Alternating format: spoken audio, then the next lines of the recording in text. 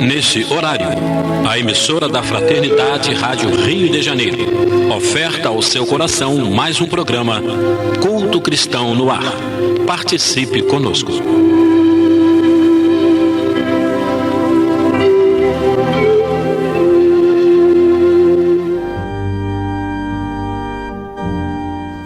Queridos irmãos, é com grande alegria que nós estamos aqui novamente para levarmos ao ar o programa Culto Cristão no Ar, e hoje numa nova experiência, retornando a gravar em conjunto, participando do programa de hoje, esse que vos fala, Lidiane Barreto, nosso filho João Carlos Lima de Menezes e a nossa companheira Cleia Nonato.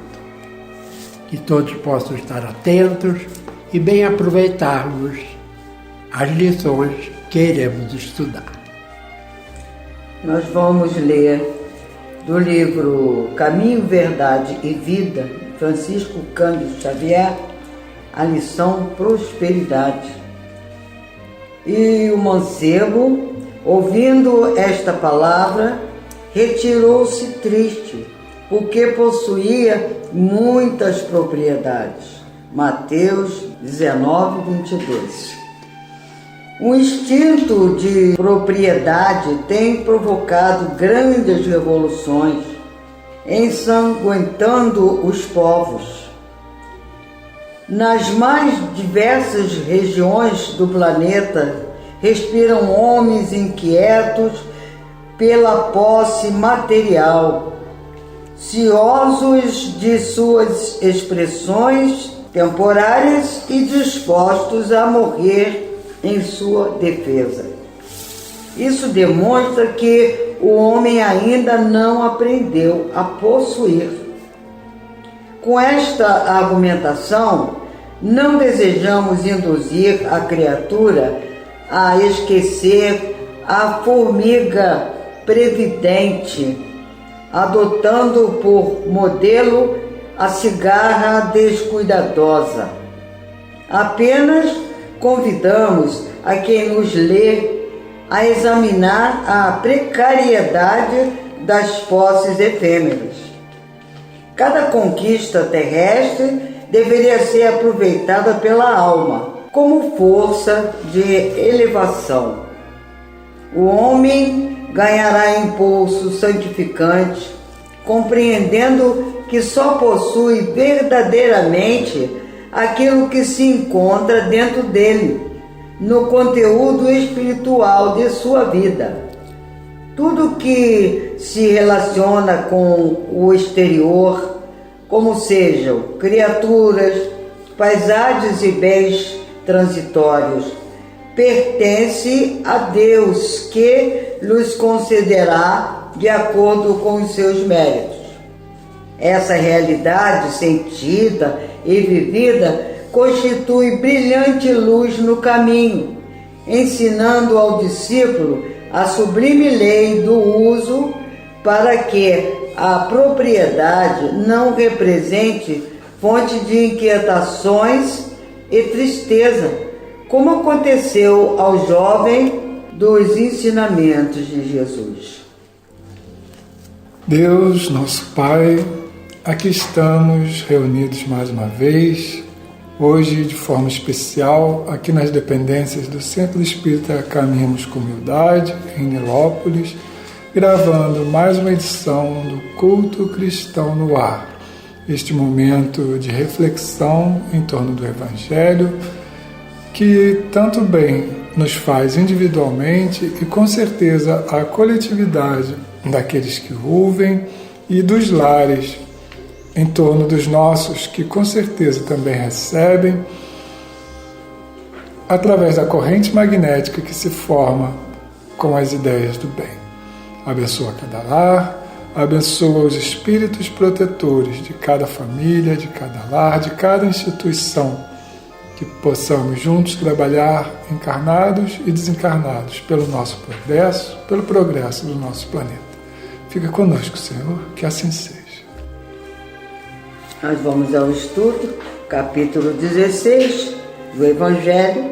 Não se pode servir a Deus e a Mamon. E a lição é salvação dos ricos. Vamos ao item 1. Ninguém pode servir a dois senhores, porque ou odiará a um e amará o outro, ou se prenderá a um e desprezará o outro. Não podeis servir simultaneamente a Deus e a Mamon. São Lucas, capítulo 16, item 13. Nesse primeiro item, que foi registrado por Lucas, nós vemos aqui Jesus falando da situação de termos na vida uma definição em relação às propriedades, que foi o título da mensagem inicial.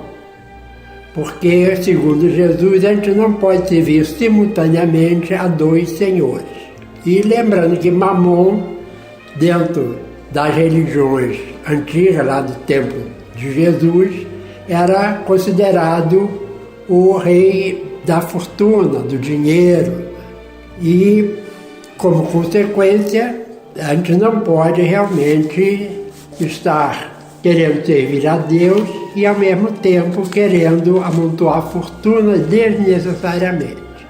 Lembrando que, em momento nenhum, tanto Jesus como a doutrina espírita relega a importância do dinheiro, da fortuna.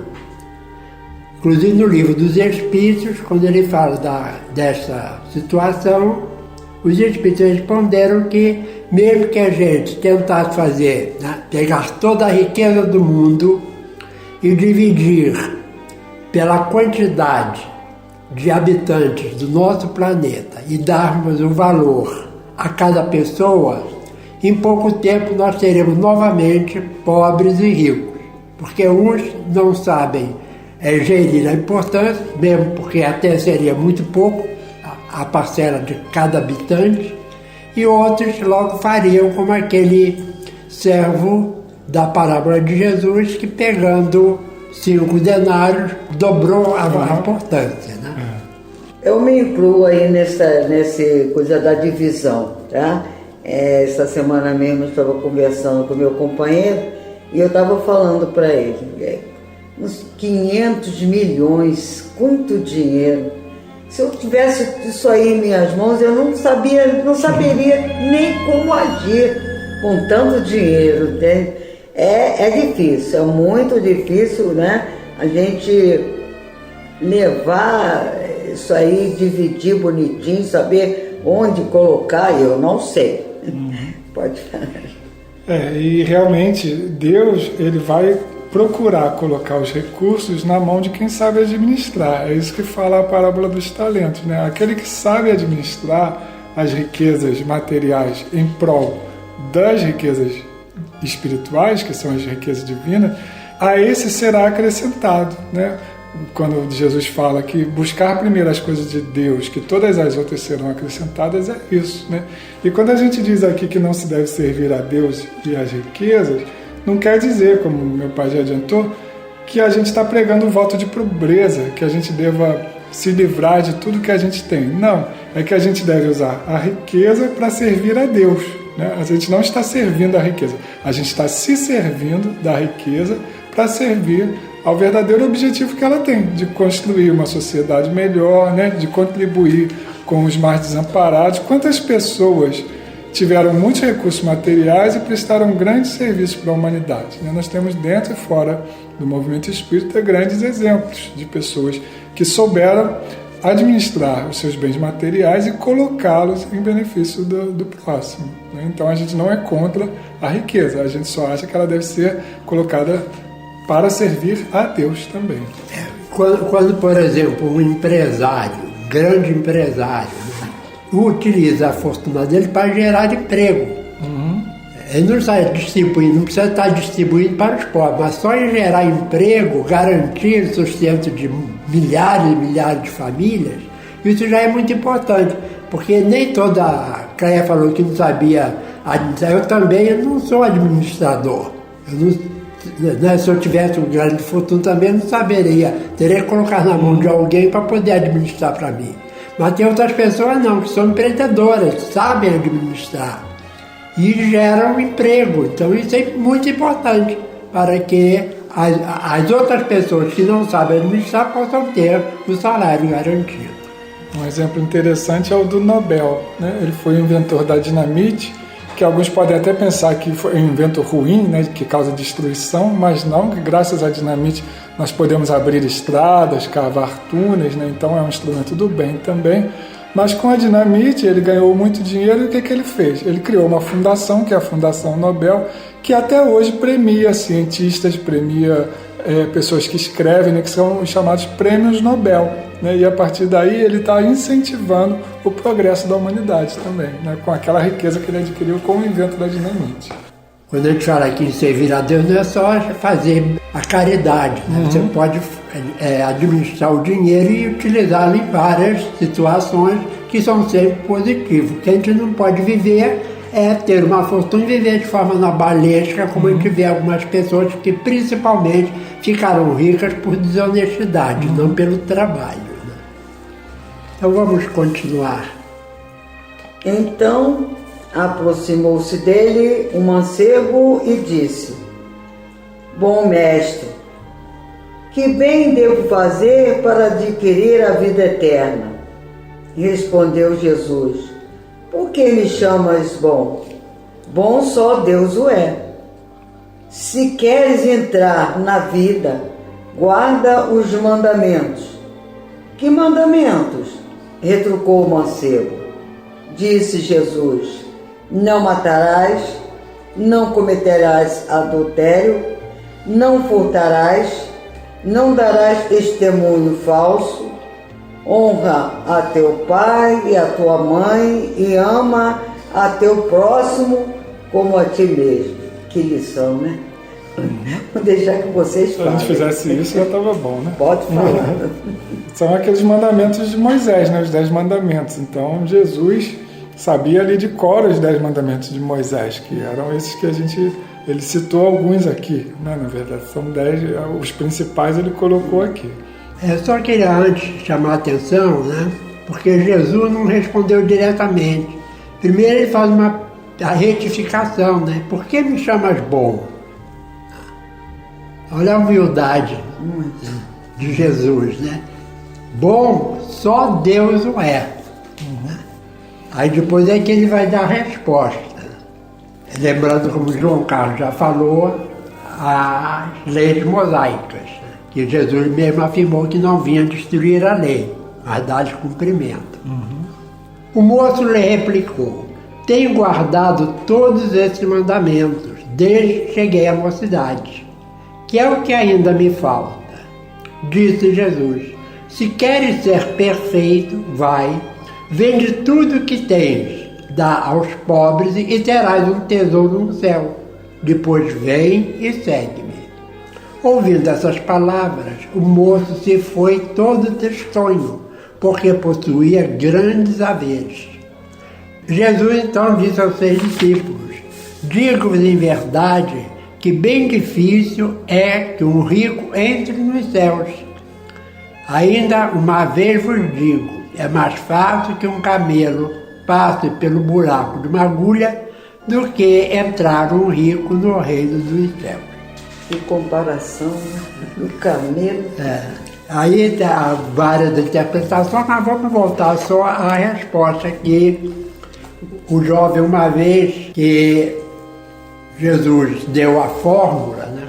Vai, vende tudo que é teu, ele se afastou de Jesus tristemente. Né? Por quê? Porque ele ainda não era capaz de abrir mão da fortuna e seguir o mestre. Né? Porque uma das condições que Jesus colocava para ser apóstolo ou discípulo era o estar apto a abrir mão de todos os haveres E a gente observa que, de um modo geral, tirando o Levi, que depois, né, passou a ser chamado de Mateus, que era um coletor, ele vivia de um emprego público, como a gente costuma dizer hoje. Os outros eram todos pescadores e continuaram trabalhando para os seus da família, como Pedro, mas abriu mão de muitas outras coisas para poder dedicar um tempo a Jesus. Pedro, em momento nenhum, deixou a família, largou o emprego, não. Ele continuou sendo chefe de família, sendo pescador, mas conseguia dividir o tempo entre servir o Cristo e atender às necessidades da família. E também Jesus não dava a mesma receita para todas as pessoas, né? Porque ele mesmo, em outro momento, se hospedou e jantou na casa de Zaqueu, que era uma pessoa também, como Mateus, cobrador de impostos e detentor de muitas posses. Em momento nenhum Jesus falou para Zaqueu que ele deveria vender tudo e dar aos pobres, mas que ele fosse honesto, né? E mesmo sem falar, só na presença de estar com Jesus, Zaqueu falou que faria isso, né? Que se ele prejudicou alguém, ele devolveria tudo aquilo que foi tirado, né? Embora já fosse um cobrador que tivesse uma propensão a ser honesto, pelo que a gente lê do Evangelho, né? Ele ainda se coloca nessa condição de, se prejudicou alguém, não diz que prejudicou, mas que ele estaria disposto a devolver, né? E Jesus naquele momento fala: a salvação entrou nesse lar, mas não falou para Zaqueu vender tudo, né? Ele continuou tendo a oportunidade de desenvolver o seu trabalho. E até essa questão de salvação, né, que muitas religiões consideram Jesus como Salvador, Jesus não falou o Salvador entrou nesta casa. Jesus falou a salvação. Né? Quer dizer, a possibilidade de Zaqueu mudar de atitude, e realmente, segundo alguns pesquisadores, o Zaqueu, a partir dali, começou a ajudar financeiramente a divulgação da Boa Nova. Zaqueu foi um dos colaboradores, vamos dizer assim, financiou o trabalho dos apóstolos, principalmente depois da crucificação. Como José de Arimateia também, né? Exatamente. Eu digo que eu não estou preparada, tudo que eu falo por mim, sabe? O exemplo que eu dou, eu começo por mim mesmo. Não adianta a gente querer julgar o próximo porque é rico, porque é pobre. Eu digo por mim. Eu vim capacitada para ser pobre mesmo, para passar dificuldade, entendeu? Porque eu acho que se eu tivesse muito poder, sinceramente, eu acho que eu trocaria os pés pelas mãos, como diz o velho ditado, né? E eu tenho que ter, graças a Deus, posso ajudar alguém, tá? Nessa pandemia que nós estamos passando agora, e é o que eu mereço e eu estou satisfeita com isso. Eu não nasci para vir rica, não. Exatamente. E às vezes a pessoa pergunta assim: por que nada dá certo comigo, né? Muitas vezes porque aquela pessoa já teve a experiência em outras vidas, né, da riqueza, do poder, e não soube utilizar. Então nessa, ela mesma pode ter pedido para não ter de novo que passar por essa provação. Até que ela aprenda a viver com pouco, se equilibrar, para daí voltar a ter a possibilidade de... Tem muita gente que fica correndo atrás do dinheiro, o dinheiro é muito mais rápido, né? Então está sempre na frente, né? E eles não conseguem alcançar. Mas eu queria acrescentar aqui um dado que a doutrina espírita nos oferece, que é em relação ao que aconteceu com esse jovem depois desse encontro com Jesus. E quem narra o fato é o espírito de Amélia Rodrigues, no livro Primícias do Reino. Lá no capítulo 5, ela diz que quando o jovem mancebo, quer dizer, um jovem rico, né? Mancebo é um jovem que tem dinheiro, né? Esse jovem, ele gostava de participar de corridas de bigas. Lembrando que biga era uma espécie de uma charrete que levava uma pessoa só. E era como hoje, no dia de hoje nós temos, até em alguns, por exemplo, na Inglaterra também tem, né? Uma corrida que é uma charretezinha que leva só uma pessoa, é uma coisa bem simples, leve, e é um não vou chamar esporte, mas uma das formas de distração em algumas cidades é essa corrida também, né? E na época era um passatempo dos jovens que tinham dinheiro. Só que numa dessas corridas os cavalos se desgovernam, a biga vira numa curva e ele vem a desencarnar pelo tropel dos outros cavalos que vieram atrás, né? Então teve uma morte prematura e violenta, mas é interessante que a Amélia Rodrigues ela narra no final da história que o jovem já desencarnado, né, quando ele abre os olhos do mundo espiritual, ele vê alguém sorrindo, que era Jesus, que vinha recolhê-lo, né? Por certo, dali para frente ele passou a ser um espírito completamente diferente. Porque... Se ele tivesse, na ocasião lá atrás, seguido o conselho de Jesus, né, teria preservado a sua própria vida. Exatamente. Então, a gente vê que são essas as lições que temos que aprender. E nós vamos ler aquele livro que a gente sempre utiliza, né, que é do nosso companheiro Custódio Beiral. Ele fez uma série de quadras baseadas em cada capítulo do Evangelho segundo o Espiritismo. E desse capítulo 16, ele fala sobre fortunas inoperantes são simples contas paradas. Então diz o poeta o seguinte: popular filosofia diz que avança sem receio quem durante a travessia jamais se afasta do meio. Se o conceito vale a trova que branqueja a garimpagem, devo dizer, desaprova não contornar a mensagem. Analisemos de início que a Jesus foi perguntado por um mancebo sem vício, além de crente abastado, o que deveria fazer a fim de a vida eterna conseguisse merecer na paz da casa paterna. Bom é o Pai que me enviou, de pronto protestaria, depois ao moço ensinou o que fazer deveria. Transforma a riqueza em pão, em favor dos desvalidos, e livre, segue-me então no rumo do lar querido. O mestre referia à fortuna inoperante, que quase sempre vicia na atração escravizante. Assim, Senhor, te agradecemos pela oportunidade que nos dás de nos reunirmos, de estudarmos o Evangelho, fazendo o nosso culto.